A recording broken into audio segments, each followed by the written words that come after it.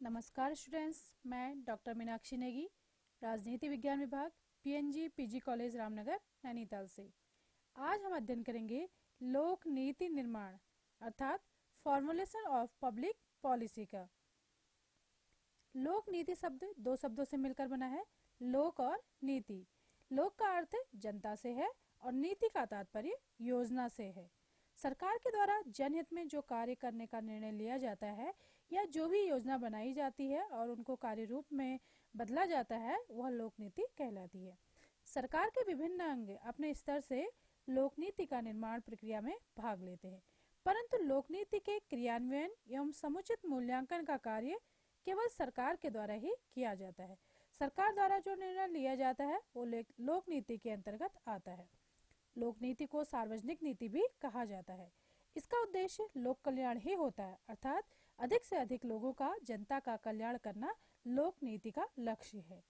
नीति का मूल्यांकन भी लोक नीति प्रक्रिया में महत्वपूर्ण है, जिसमें उद्देश्यों के संदर्भ में परिणामों का आकलन होता है। अर्थात जब लोक नीति का निर्माण किया जाता है और उसके द्वारा कितने उद्देश्यों को प्राप्त किया गया है, यह भी महत्वपूर्ण होता है। यह भी भावी नीति और नियोजन का आधार होता है। लोक नीति नियमों का एक ऐसा समूह है जिन्हें निर्धारित उद्देश्यों को प्राप्त करने हेतु प्रयोग किया जाता है। अर्थात अगर जनतंत्र की बात की जाए तो सरकार का मुख्य उद्देश्य होता है कि जनता का अधिक से अधिक विकास किया जाए, उसकी समस्याओं का निराकरण किया जाए और ऐसी योजनाओं का निर्माण किया जाए जो उनके विकास में सहायक हो। तो यही लोक नीति का मुख्य उद्देश्य होता है। रिचर्ड रोज के अनुसार नीति कोई निर्णय नहीं बल्कि कार्यवाही हेतु मार्ग है। उनका मानना है कि जो लोक नीति है वो कोई डिसीजन नहीं है, बल्कि अपने उद्देश्यों की प्राप्ति हेतु कौन से कार्य करने हैं वह राह दिखाती है। यह नीति ही है जो किसी उद्देश्य को प्राप्त करने के लिए ढांचा उपलब्ध कराती है, एक स्ट्रक्चर देती है कि किस प्रकार से अपने उद्देश्यों की प्राप्ति करनी है। थॉमस आर डाई के अनुसार लोक नीति वह है जिसके अंतर्गत सरकार या तो कुछ कार्य करती है या कुछ नहीं करना चाहती। कई बार क्या होता है कि लोगों के विकास के लिए, जनता के विकास के लिए या व्यापक लोक कल्याण के लिए कोई भी सरकार एक बहुत नीतिगत फैसले लेती है जिससे कि दूरगामी परिणाम होते हैं और अच्छे फैसले होते हैं, लेकिन कई बार अपने जो आर्थिक विकास है या जो अपने बजट आदि का हवाला देते हुए कुछ कार्य नहीं भी करती है। तो यह भी लोक जो नीति है उसमें आता है। थॉमस आर डाई के अनुसार लोक नीति निर्माण में कुछ सिद्धांतों को फॉलो किया जाता है, कुछ सिद्धांतों को ध्यान में रख के लोक नीति का निर्माण किया जाता है। अगर भारतीय परिप्रेक्ष्य में हम कहें तो लोक नीति कानूनों पर आधारित होती है और यह बाध्य भी होती है। कई बार जो लोक नीति होती है उसको लोगों को मानना ही होता है। वर्तमान में आप कोविड-19 को देख लीजिए, इसको कंट्रोल में करने के लिए या लोगों से इनको बचाने के लिए जो आपका लॉकडाउन किया गया है उसका अनुपालन करना सभी के लिए आवश्यक है। अगर इसके जो नियम है उसको फॉलो नहीं कर रहा है कोई तो उसको जुर्माना हो रहा है, उसके ऊपर केस दायर किया जा रहा है। तो इस तरह की जो कार्यवाही है वो सरकार के द्वारा बाध्यकारी है। सरकार जो भी कार्य करती है वो लोक नीति के अंतर्गत ही आते हैं। सरकारी अभिकरण भी इसको प्रभावित करते हैं क्योंकि किसी न किसी रूप में वे लोक नीति निर्माण में और उसको लागू करने में अपना योगदान देते हैं। लोक नीति का स्वरूप सकारात्मक और नकारात्मक भी हो सकता है। सकारात्मक मतलब जिसे समाज के विकास में बहुत ज़्यादा आपका योगदान होगा, लोक नीति का विकास होगा, लेकिन कई बार ऐसी लोक नीति का भी अनुसरण किया जाता है जिससे समाज का विकास न होकर कहीं न कहीं जो उसका विकास है वो रुक जाता है, लेकिन फिर भी उसमें देश का हित और समाज का हित होता है। जैसे कि वर्तमान में लॉकडाउन के द्वारा बहुत ज़्यादा आर्थिक क्षति भारत को पहुंची है, लेकिन नागरिकों की रक्षा के लिए और देश को बचाए रखने के लिए ये लॉकडाउन आवश्यक था। लोक नीति लक्ष्योन्मुखी होगी, अर्थात किसी न किसी लक्ष्य के निर्माण के लिए या लक्ष्य को प्राप्त करने के लिए लोक नीति निर्मित होती है। सरकार के सामूहिक कार्यों का परिणाम लोक नीति होती है, अर्थात मंत्री भी, प्रशासक भी, कार्मिक भी और सभी जो ये प्रशासनिक तंत्र है यह लोक नीति के निर्माण से लेकर उसके कार्यान्वयन तक सभी की महत्वपूर्ण भूमिका इसमें होती है। लोक नीति के स्वरूप हम देखते हैं कि किस किस प्रकार की लोक नीतियाँ होती है, किन किन कैटेगरीज में उसको बांट सकते हैं। पहला तो है वितरक नीतियाँ, मतलब कुछ विशिष्ट वर्गों हेतु कुछ विशिष्ट प्रकार की लोक नीतियाँ या कुछ ऐसी योजनाएं बनाई जाती हैं जिसे लोक कल्याण हेतु। जैसे आप देखते होंगे कि आंगनबाड़ी केंद्रों से जो गर्भवती महिलाएं उन्हें पोषाहार वितरित किया जाता है। 3 वर्ष तक के जो बच्चे होते हैं उन्हें पोषाहार वितरित किया जाता है। या फिर आपको जो आप सस्ते गल्ले की दुकानों से आप देखें, कम जो अलग अलग कार्ड धारक हैं, बीपीएल, अंत्योदय या फिर एपीएल, उनके लिए अलग अलग तरीके से जो राशन है वो कम मूल्य पर या फिर मुफ्त में राशन वितरित किया जाता है। तो इस तरीके से विशेष वर्ग के जो लोग हैं उनके कल्याण के लिए, उनके उत्थान के लिए कुछ विशेष नीतियां अपनाई जाती हैं। या फिर जो बीपीएल परिवार की गर्ल्स है या बीपीएल परिवार के जो भी छात्र हैं उनके लिए कुछ विशेष छात्रवृत्तियों की व्यवस्था की जाती है। उसके अलावा तात्विक एवं सारगत नीतियां, समाज की मांग पर किसी विशेष वर्ग हेतु नहीं बल्कि संपूर्ण समाज के लिए, सभी लोगों के लिए एक तरह की लोक नीति का निर्माण करना। जैसे कि अभी हमने लॉकडाउन वर्तमान में कोविड-19 के कारण जो हो रहा है उसका उदाहरण दिया था। पुनः वितरण नीतियां, यह जब एक वर्ग बहुत संपन्न हो जाता है और एक वर्ग एक उसके अधीन हो जाता है या निम्न हो जाता है, उसका विकास कम हो पाता है, तब इस तरह की नीतियों का प्रयोग किया जाता है। अगला है नियंत्रित नीतियां, व्यवसाय, सुरक्षा उपाय आदि से संबंधित कुछ ऐसे नियंत्रित नीतियां का निर्माण किया जाता है। जैसे भारतीय रिजर्व बैंक द्वारा, निर्वाचन आयोग द्वारा राज्य यातायात नियम जो निर्धारित किए जाते हैं वो नियंत्रित करने के लिए किए जाते हैं।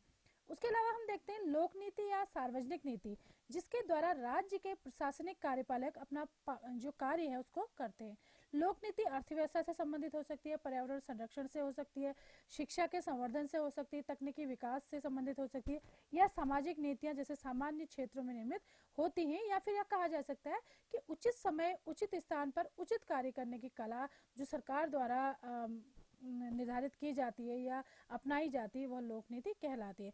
अगर हम कहें कि वर्तमान में अमेरिका की जो लोक नीति है वो भारत की तरह हो सकती है, तो यह संभव नहीं है, क्योंकि वहाँ की परिस्थितियाँ, वहाँ का जो स्ट्रक्चर है, जो सोशल हम देखते हैं वो बिल्कुल भारत से अलग है।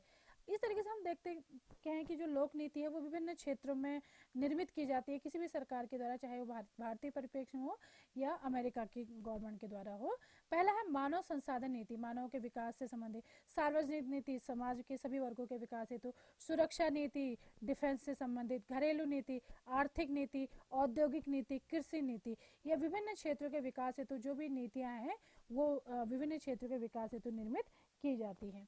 अगला हम देखते हैं लोक नीति निर्माण के चरण, इसके कुछ स्टेप्स हैं जिसको हम इस प्रकार देखते हैं।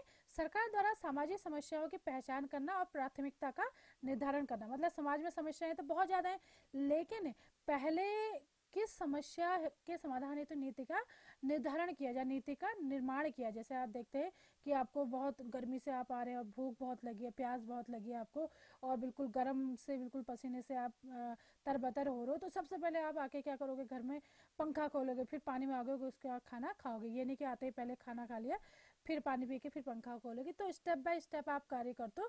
तो उसी तरीके से समाज के लिए पहले क्या प्राथमिकता है, क्या ज़्यादा आवश्यक है, किसके बिना आगे के स्टेप नहीं लिए जा सकते, तो इस चीज़ का निर्धारण करना सरकार के लिए बहुत जरूरी होता है। जैसे भारतीय स्वतंत्रता की प्राप्ति के बाद आप देखते हैं भारत एक कृषि प्रधान देश था और बहुत ज़्यादा यहाँ पे औद्योगिक विकास नहीं हुआ था। तो पहली पंचवर्षीय योजना में जो व्यवस्था की गई वो कृषि विकास से संबंधित जो नीति है उसको ही प्राथमिकता दी गई थी। विभिन्न दबावों का सामना करना, वो लोक नीति निर्माण, मतलब समाज के जो वर्ग है, विभिन्न विभिन्न जो सिविल सोसाइटीज है उनके द्वारा किस तरह की मांग की जा रही है, उनको देखते हुए भी नीतियों का निर्माण सरकार के द्वारा किया जाता है। समस्या की पहचान से अधिक जटिल उसके समाधान का है, अर्थात उसके समाधान हेतु किस किस तरह की नीतियां अपनाई जाए। जैसे वर्तमान में ही ले लीजिए, सबसे भयानक जो समस्या है वो कोविड-19 से संबंधित है। तो इसको किस तरीके से इसको निपटना है या इससे बचना है, लॉकडाउन किया जाए, उसके बाद भी किस तरीके से लोग अपने आप को बचा सकें, मास्क से बचा सकें, सोशल डिस्टेंसिंग कर सकें, बहुत सारे रूल्स हैं, रेगुलेशंस हैं, उनको अगर फॉलो करते हैं तो हम बच जाएंगे। तो इस तरीके से उसके समाधान का प्रयास करना वो सरकार के लिए बहुत ज़्यादा जरूरी हो जाता है। उसके अलावा वित्तीय सीमाओं, संवैधानिक सीमाओं, प्राकृतिक सीमाओं का भी ध्यान रखना होगा। वित्तीय सीमाएं तो वही है कि बजट है नहीं इतना कि हम कोई भी लोक नीति का निर्माण कर रहे हैं तो उसके लिए हमें बजट तो पहले देखना ही पड़ेगा। अगला है जो संवैधानिक सीमाएं हैं, मतलब वो कानून का उल्लंघन तो नहीं हो रहा है, कोई ऐसी नीतियों का निर्माण तो नहीं हो रहा है जिससे कानून का या हमारे भारतीय संविधान का क्या हो, उल्लंघन हो उसमें, या फिर प्राकृतिक सीमाओं का। अगर कृषि नीति की हम बात करें तो जिस तरह की कृषि नीति एक मैदानी क्षेत्र में अपनाई जाती है, क्या उसी तरीके की कृषि नीति जो हमारे पहाड़ी क्षेत्र हैं, पर्वतीय क्षेत्र है, उसमें भी अपनाई जानी चाहिए? ऐसा नहीं है। दोनों के क्लाइमेट अलग हैं और दोनों की जो फसलों का चक्र है वो अलग अलग है, तो दोनों के लिए कहीं ना कहीं इस चीज़ को ध्यान में रखना पड़ेगा। बेहतर विकल्प का चयन या निर्णय नीति पर अच्छा बन जाता है अगर बेहतर निर्णय लिया जाए, परंतु लोक नीति की प्रक्रिया उसके निर्धारण से आगे क्रियान्वयन तक पहुंचती है। उसके अलावा सक्षम और उचित संगठन की पहचान की जाती है, क्योंकि नीति बहुपक्षीय होती है अतः उसके विभिन्न भागों के आवंटन संबंधित संगठनों को करना पड़ता है। जैसे भारत में मंत्रिमंडल का जो निर्णय है 2 या 2 से अधिक मंत्रालयों के माध्यम से क्रियान्वयन हो सकता है, लेकिन इस बात का ध्यान देना होगा कि कौन सा मंत्रालय इस नीति को ज़्यादा अच्छे से, इस योजना को ज़्यादा अच्छे से चला सकता है। उदाहरण के लिए शहरी विकास मंत्रालय व पर्यावरण मंत्रालय दोनों से संबंधित है। उसके अलावा हम देखते हैं माइकल हाउलेट और एम रमेश के अनुसार लोक नीति के कुछ अंग या कुछ इन्होंने स्टेप्स बताए। कार्य सूची निर्माण, जो हमने पहले बात की थी कि किन कार्यों को पहले करना है, किन को बाद में करना है, उसका एक निर्माण कर लेना। फिर नीति निर्माण, जो जो चाहे कृषि नीति बनानी है, उद्योग नीति बनानी है या रक्षा नीति बनानी है, जो जो नीति बनानी है उनका निर्माण करना। तीसरा है निर्णय करना मतलब किन क्षेत्र में किस तरीके से ये होगा, मतलब कहाँ लागू करना है या सभी क्षेत्रों में करना है। अगला है नीति कार्यान्वयन, फिर उनको लागू करना। उसके बाद है नीति मूल्यांकन मतलब जो भी नीति निर्मित की गई उसको लागू किया गया, उसके बाद उसमें कितनी सफलता मिली या फिर असफलता मिली तो क्यों मिली, अगली बार इसमें क्या बदलाव करने हैं जिससे कि सफलता को प्राप्त किया जा सके।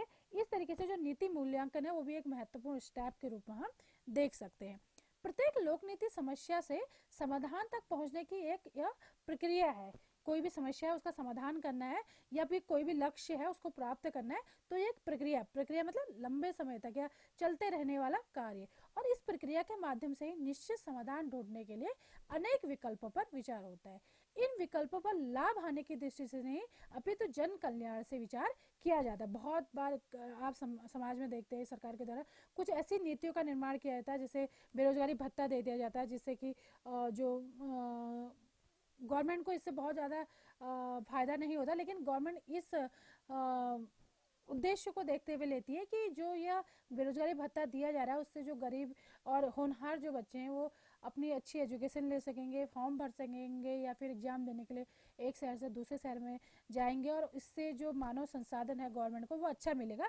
इस तरीके से नुकसान को झेलते हुए भी कई बार इस तरह की नीतियों का अनुपालन किया जाता है ताकि समाज को, देश को अच्छे से अच्छे लोग, अच्छे से अच्छे कार्मिक या अच्छे से अच्छे साइंटिस्ट, इंजीनियर जो भी है वो प्राप्त हो सके। इन विकल्पों पर लाभ हानि का बिल्कुल भी ध्यान नहीं रखा जाता है, और जो भी लोक नीति का निर्माण किया जाता है उसका जो मुख्य उद्देश्य होता है वो यही होता है कि अधिक से अधिक जन कल्याण किया जाए और अधिक से अधिक समाज का विकास किया जाए। इसी के साथ आज का लेक्चर समाप्त होता है। धन्यवाद।